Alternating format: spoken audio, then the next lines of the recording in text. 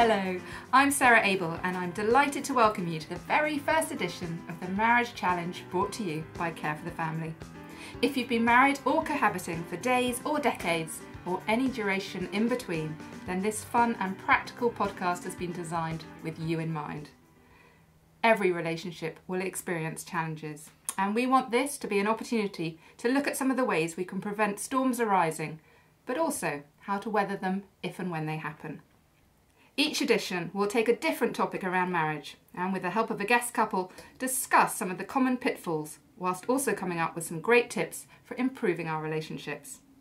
Our guest couple this month is Richard and Katharine Hill. Richard and Katharine have been married for 28 years and have 4 children. Richard is the senior partner of a law firm and Katharine is the UK director of Care for the Family.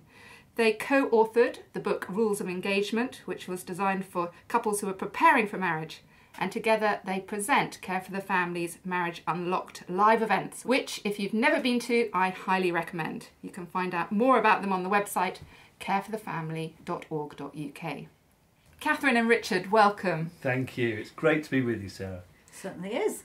Well, in a moment we'll be looking at the power of words in our relationships, but first it'd be lovely to hear from you both about how you met. Katharine and I have slightly different views about when we met, but one thing was certain is by about Christmas time we got to know each other a little bit. We were at the same college in Guildford, and the way it worked was that we had to sit in the same seat for every single lecture. So I was seat number 1 and Richard was seat number 15, so he got to know the back of my head quite well. And then I think it was about the second term, the whole class went out for a meal, and I have absolutely no sense of direction whatsoever, and I often get lost even in the supermarket, so I didn't have a clue how to get back to where what you're going to hear now coming up is a great chat-up line if you're a young man.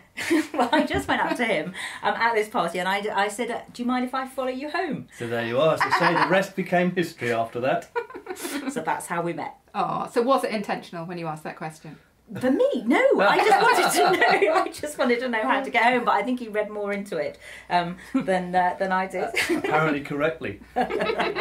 Every edition of the Marriage Challenge, we are going to ask our guest couple a couple of questions each to see how well you really do know each other. So let's start. I have asked both of you 2 questions about each other. Katharine, let me start with you. Okay. We asked Richard what has been his favourite date night of all time. And we have 3 alternatives for you. Okay. Was it A, going to the gym and competing on the running machine? Was it B, going to look at snowdrops at Painswick Gardens? Or C, going for a Balti meal? I would say his best and my worst was going to the gym. So your answer is A, going to the gym and competing. Richard, can you tell us what the real answer was? Going to Painswick. Really? I didn't think you liked that. Oh, and Richard thought you were going to get that one right. Oh. So next question. I thought I liked that, but he was just doing it for me. I didn't think he really liked it, so we'll have to go again. You will. You've got an excuse to go again. Now this one might be a bit trickier. Which is, we should explain, Richard's favourite team of all time is Aston Villa. Da-da! Which is his favourite player? European Club Champions 1982. Which is his favourite player of all time? Is it A, Peter With, B, Gordon Cowans, or C, Dennis Mortimer? Do you know, I haven't heard of any of those, so... Take your pick. You have. Is it A, B, or C? I'll go for C. C, you're going for Dennis Mortimer. I'm afraid, The answer is Gordon Cowans. I think in retrospect it probably is Dennis Mortimer. I might have misled you, Sarah. Okay. Oh dear, well that's not very good. Let's see how Richard fares. Richard, was Katharine's worst present from you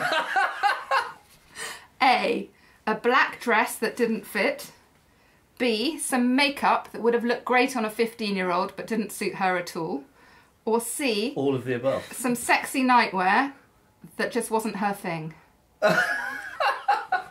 I'd stick with all of the above, actually. I think I've probably done them all during 28 years. You have done all, but which was the one worst? I know that is definitely right was the little black dress that didn't fit. Are you going for that one? I'll go for that one. You're going for A? It was the sexy nightwear that wasn't her thing. Is that the one you deliberately shrank? And then lost. And then lost. That came all the way back from America. I know, you couldn't really take it back then, could you? I'm hurt now. Okay, second question for Richard. What was Katharine wearing when you first met her? Was it A, an owl jumper that her mother had knitted?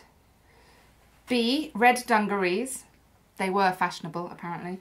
Or C, a navy Guernsey sweater. Well, again, all of the above, I think, comes in because she's got those in her wardrobe from Not now. Oh, no, not now. You forgot the kicker shoes. She used to have those as well. I'm going to go with the jumper, which she used to wear very early on when she came into the class. And the reason why I remember it is because her mum managed to transpose the owl's head, so it didn't work the right way around. Hooray! We have got a right answer. A, the owl jumper. Although probably that wasn't what she was wearing when I first met her. That was just the back of her head that she was wearing. Well, brilliant. I think you did very well. And now, on to the topic of the podcast. And you were very nice to each other, so let's look at words in our relationships. So how powerful would you say words are in a relationship? Well, for me in particular, because words are really important for me, but I think in any relationship they are really, really powerful. And I think our words have got the power to build our marriage, or actually to kind of erode it and tear it down. We can put positive stuff into our relationship, or we can do the reverse just by the words that we say. And in your relationship, have you had challenges around this way that you talk to each other and communicate to each other? This has been a real challenge for us. We're both lawyers. We both like using words, and we can both be pretty quick about these sort of things. But early on in our marriage, we didn't realise actually the importance of the words. And so coming back with a quick quip that puts someone down is quite an easy thing to do. So particularly for myself, I used to probably use words in a way that I thought was really funny and humorous, but actually Katharine would feel we're putting her down. And so we'd be out at supper, and there'd be, Richard would say a funny story, and wouldn't realise that actually I was finding it. I'd laugh and I'd pretend it was really funny, but actually inside I'd find it really hurtful. And we talked about it, and he then really stopped doing it. But what happened was then I found I could sort of, make funny quips as well. And so without realising it, I took over and I started doing funny stories that I thought were hilarious. And we kind of reached a place where we now try only to tell stories against ourselves. We don't always get it right, but actually, or if the other night there was a funny story and Richard just said to me, why don't you tell the story about whatever it was? And then I told it, and we've worked out that's a good way to be, really. And are there other things that have helped you improve around this area? Well, I think we've had friends who've observed things as well. They've sometimes said things to us about, that wasn't really good, wasn't helpful. Or is things okay with your relationship? You seem to be a bit scratched with each other, things like that. That's certainly been a challenge. Yeah. And so there's an example of that. Last year we were out for Catherine's birthday with some friends, and they gave her a card. And in this card there were these wonderful words about Katharine, what a wonderful person she was, warm, kind, generous, all these things, go on and on and on. And so I just said, it is only Katharine you're talking about, Aww. And she didn't say anything, and it was like, and the other couple made it clear they didn't think that was particularly funny. And afterwards, Katharine said to me, I felt like a girl who just had her balloon popped. Oh, because it had been a really nice evening, and that one comment, had just kind of really hurt. And there's that little rhyme, isn't there? Sticks and stones will break my bones, but words will never hurt me. But actually, it's not true. I think we all remember hurtful things that have been said. But I think on the positive, so other friends, we've noticed that the people that we like hanging out with, the couples that we like hanging out with, are the people that speak positively to each other. And they're just great to be around. The atmosphere is good, it's encouraging, and it's not about not saying hard stuff, but actually focusing on the positives. It's really good. I remember one time we were taking a car to the garage to be serviced, and I was following Richard behind, and we got to a roundabout, and I have to say there was, I thought, plenty of room for him to go, and I assumed he'd gone, so I put my foot on the accelerator, and before I knew what happened, I'd actually driven it into the back of him, which wasn't great. So he got out of the car. What did you say? Why did you do that?